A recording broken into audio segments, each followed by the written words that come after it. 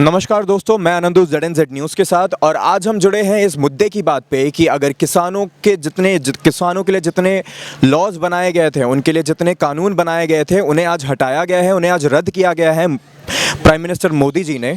आज हम पता करते हैं कि इसी के बारे में आज हम विचार पे बात करेंगे और इसी मुद्दे पे आज हम टॉक करेंगे कि क्या इनके रिपरकशंस होंगे, क्या इनके लॉज रहे हैं और क्या क्या इनके लूप होल्स रहे हैं। आइए, हमारे साथ एक सर जुड़े हैं, हम इन्हीं से बात करते हैं। सर, आप अपना नाम बताना चाहेंगे मुझे? मेरा नाम अनुराग सिंह राणा है। ओके सर, आप आज हम इस मुद्दे पे जुड़े हैं। यहाँ पे आपने सुबह न्यूज़ में आपको पता लगा ही होगा इस बारे में कि नरेंद्र मोदी जी ने कानून जितने बनाए थे फार्मर्स के लिए, किसानों के लिए, उस कानूनों को, तीनों के तीनों कानूनों को रद्द कर दिया गया है।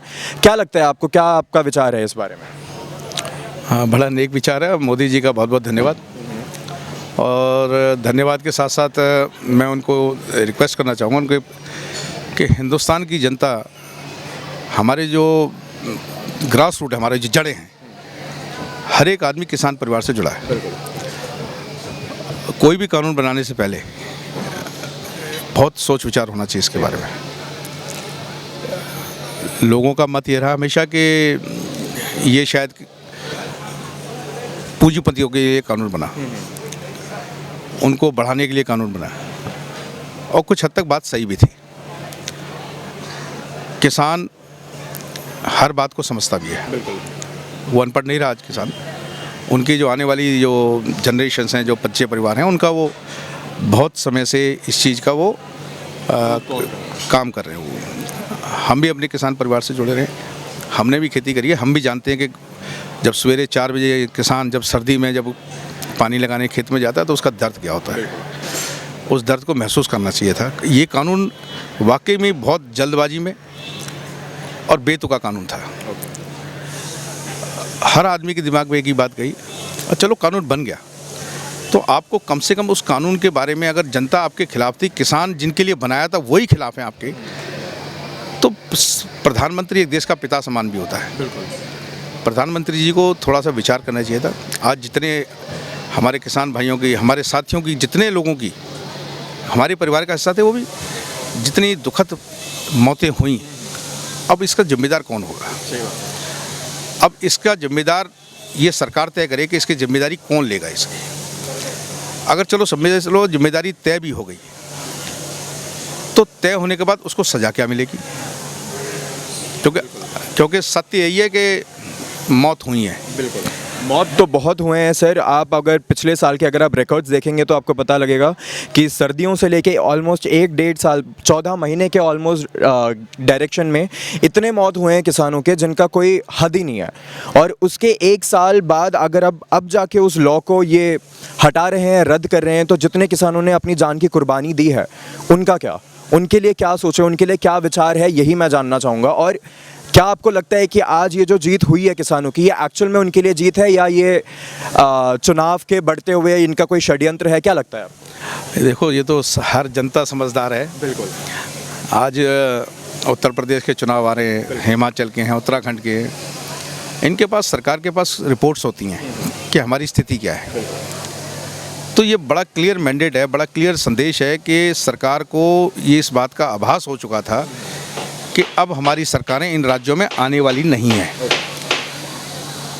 उसी के मद्देनज़र मैं कल सतपाल मलिक जी का भी बयान सुन रहा था, जो उन्होंने रात को NDTV पे दिया। उन्होंने बड़ी स्पष्टता से ये बात कही थी, बड़े खुले मन से विचार। मैं उनका धन्यवाद भी करना चाहूँगा। सरकार के साथ रहिए, कोई बात नहीं, लेकिन सरकार अगर कोई गलत काम कर रही है तो उसके खिलाफ भी बोलिए आप।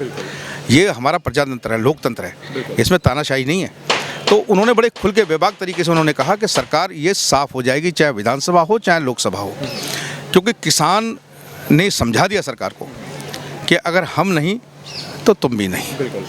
तो सरकार को ये देर में समझ में आई, इसका खामियाजा सरकार भुगतेगी जरूर। ये बात सत्य है कि इसका नुकसान बड़े पैमाने पे होगा सरकार को। मोदी जी ने आज तक जितने वायदे करे, मेरे को समझ में नहीं आ रहा कि देश की आज आर्थिक हालत ऐसी क्यों है। रोजगार है नहीं, महंगाई चरम पर है, चरम पर। 2014 से पहले स्थिति को देखा जाए तो अगर कंपेयर करा जाए, मोदी जी ने बहुत अच्छे भाषण दिए थे, बहुत लोगों को तसल्ली दी थी कि हम ये करेंगे, हम वो करेंगे। और हमें भी समझ में आया था कि शायद अब शायद क्रांति आ जाएगी देश के अंदर, लोगों को रोज़गार मिलेगा, काला धन जिसकी बात हुई थी, ये सब जुमलेबाजी करने की ज़रूरत नहीं थी। सही बात है। अगर आप काम करते हो, अगर काम करने वाले थे तो आपको सत्य के ऊपर आना चाहिए था। उमा भारती जी ने कहा था दामाजी जेल जाएंगे, आज तक जेल तो छोड़ो, आप मुकदमा भी दर्ज नहीं हो पाया, जेल तो गई नहीं। आप फिर ये झूठ बोल के सत्ता से प्राप्त क्यों करी आपने? और देश हमारा कई धर्म और कई जातियों में बटा हुआ है, इसको एक साथ रखने की ज़रूरत है। ऐसा भाषण कोई भी इनके जो सत्ता में बैठे हुए लोग हैं, ऐसा कोई भाषण ऐसा ना दें जिससे कि हम लोगों के मनों में दरार आ जाए। जोड़ने की बात करें, तोड़ने की बात ना करें। बहुत अच्छे काम हुए, ऐसा नहीं कि कोई काम नहीं हुआ, काम भी हुए, अच्छे काम भी हुए, लेकिन उनका गुणगान इतने बड़े पैमाने पे होता है कि उसका खामियाजा आर्थिक लाभ, आर्थिक तरीके से पैसा तो लगता ही है, क्योंकि अगर प्रचार होगा तो उसमें खर्चा भी होगा। उनको रोका जाए। बेमतलब के इतने बयानबाजी, बेमतलब के इतने प्रचार, बेमतलब के ये आना जाना, इन सबको रोका जाए। अगर आपको लग रहा है कि देश की आर्थिक हालत बहुत ज़्यादा अच्छी है तो करिए, लेकिन सत्य यही है कि देश की आर्थिक हालत ठीक नहीं है। बिल्कुल नहीं। पेट्रोल और डीजल दो ऐसी चीज़ें हैं जो आम लोगों के साथ डायरेक्ट जुड़ी हुई हैं। वो महंगाई के साथ क्या, हर चीज़ के साथ जुड़ी हुई हैं। मेरा अपना मानना है, मेरे एक साथ साथ इस सारी जनता का मानना है, मध्यम वर्ग ख़त्म हो गया। जो अपर मिडिल क्लास था जिसको कहते थे, वो मध्य वर्ग में आ गया। गरीब तो खैर कहीं रहा ही नहीं। गरीब का तो रोजगार, ये समझो कुछ तो सरकार खा गई, कुछ कोरोना खा गई। तो गरीब तो मैं आपसे एक सवाल पूछना चाहूँगा। मैं अमित शाह जी का मैंने एक स्टेटमेंट सुना कि पीएम सरकार, पीएम मोदी हमारे जितने भी किसान भाई हैं, हम किसान भाइयों के साथ ही। आज मैंने ये चीज़ उनके न्यूज़ हेडलाइन में पढ़ा। मैं आपसे ये सवाल पूछना चाहूँगा कि ये जो स्टेटमेंट है अमित शाह जी का कि हम किसानों के साथ ही है, एक साल से जब ये किसान धूप में, तड़कती धूप में, ठंड में, जब ये लोग हमारे बॉर्डर्स पे बैठे हुए थे, ये लोग जब अपनी जंग लड़ रहे थे, तब कहाँ थे हमारे ये सरकार? तब कहाँ थे हमारी मौजूदगी? उन लोगों ने तो इन्हें आतंकवादी तक घोषित कर दिया था। तो तब कहाँ थी ये सरकार? और मोदी जी का तब उल्लेखन कहीं पे भी नहीं दिखा था। आपका क्या विचार है इस बारे में? इसे जंग ना कहिए आप, ये हक की लड़ाई थी। बिल्कुल बिल्कुल। और दूसरी चीज़, आप 12, 13, 14 राउंड लोगों को बेवकूफ़ बनाते, किसानों को बसें भर के आ रही हैं, जा रही है, ये सब ड्रामा क्यों हुआ? मीडिया चैनलों को काम मिल गया, वो अपना 2 घंटे सारा दिन उसी पे लगे रहते थे। अरे देश के अंदर और भी बहुत सी चीज़ें होती हैं।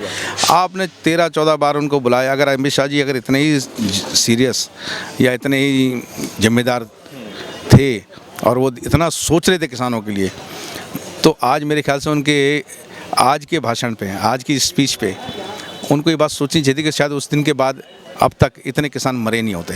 ये बात बहुत पहले ही ख़त्म हो जानी चाहिए थी। दूसरी चीज़, जो अमीर है, चाहे वो अडानी है, चाहे अंबानी है, चाहे और भी बहुत से लोग हैं, वो पहले से ही अमीर हैं। मेरी हाथ जोड़ के प्रार्थना है कि आम जनता के लिए, गरीबों के लिए बहुत से काम हो रहे हैं, लेकिन वो सड़क पे दिखाई नहीं दे रहे। सही बात है। वो सिर्फ किताबों में ही है। आज किसी के दिल पे हाथ रख के पूछो, वो रो देगा। बिल्कुल रो देंगे सर। जो समझे? वो वैसी महंगाई का हालत यह है कि सिलेंडर जो 400-350 रुपये का आता था, 1000 रुपये में सिलेंडर नहीं है। मोदी ने कहा ईमानदार देश बनाएंगे, हैं, भ्रष्टाचार चरम पर है, कोई काम बगैर पैसे के नहीं होता। आप जाके देख लीजिए, किसी भी दफ्तर में जाके देख लीजिए, समझे कि नहीं? और दूसरी चीज़, मोदी साहब 18-19 घंटे काम करने वाला है, तो मैं ये कहता हूँ 18-19 घंटे काम करते हैं आप, तो उसमें से 2 घंटे सिर्फ मात्र उस गरीब आदमी के लिए निकालें जिसका दर्द सड़क पे आप समझते हैं। आपने खुद बहुत, मैं समझता हूँ कि आप ग्रास रूट से जुड़े हुए हैं, तो आपको हर चीज़ का पता है। तो जब आपको पता है तो आपकी सरकार आपके इशारों में क्यों नहीं काम कर रही है? क्यों नहीं समझ रही? या तो आप सही दिशा में नहीं जा रहे, या आपकी सरकार सही दिशा में नहीं जा रही। ईमानदार हैं, ईमानदार अच्छी बात है, आप ईमानदार हैं, लेकिन जिसके ऊपर आप भ्रष्टाचार के, जिस सरकारों पर भ्रष्टाचार के आरोप लगाए, कम से कम उन्हें भी कटघरे में खड़ा करिए। उससे पता साबित होता है कि आपने जो बात कही वो सही थी। महंगाई को कंट्रोल करें। मेरी एक हाथ जोड़ के निवेदन है कि मेहरबानी करके मोदी साहब, अभी 2-3 साल आपके पास पड़े हैं, कुछ ऐसा करके जाओ कि इतिहास आपको हमेशा याद रखे, अच्छी बातों में, गलत बातों में नहीं। सही बात। तो आप ये चीज़ मानते हैं कि अन्नदाता के सामने हमारे सरकार को झुकना ही पड़ेगा? 101% अन्नदाता, ये तो साबित हो गया कि हमारा देश कृषि प्रधान देश है, था और हमेशा रहेगा। और किसान से बड़ा कोई आदमी नहीं हो सकता। किसान भगवान का रूप है, जिस वो हमारे पेट को भर रहा है, उससे बड़ा कोई नहीं। मैंने बहुत बार ये बात लोगों के साथ मेरी चर्चा होती है, हमेशा ये बात होती है कि देखो किसान सबसे पहले पैदा हुआ, सबसे पहले, और वहीं हमें कोई बिजनेसमैन सर्विस क्लास सब बाद में थी, लेकिन पहले खेती थी। तो वो जड़ जो थी उस जड़ से हमेशा जुड़ा रहना चाहिए। जड़ से जिस दिन अलग हो जाओगे आप ही ख़त्म हो जाओगे। सही बात। धन्यवाद sir, thank you so much आपके टाइम आप स्पेंड करने के लिए।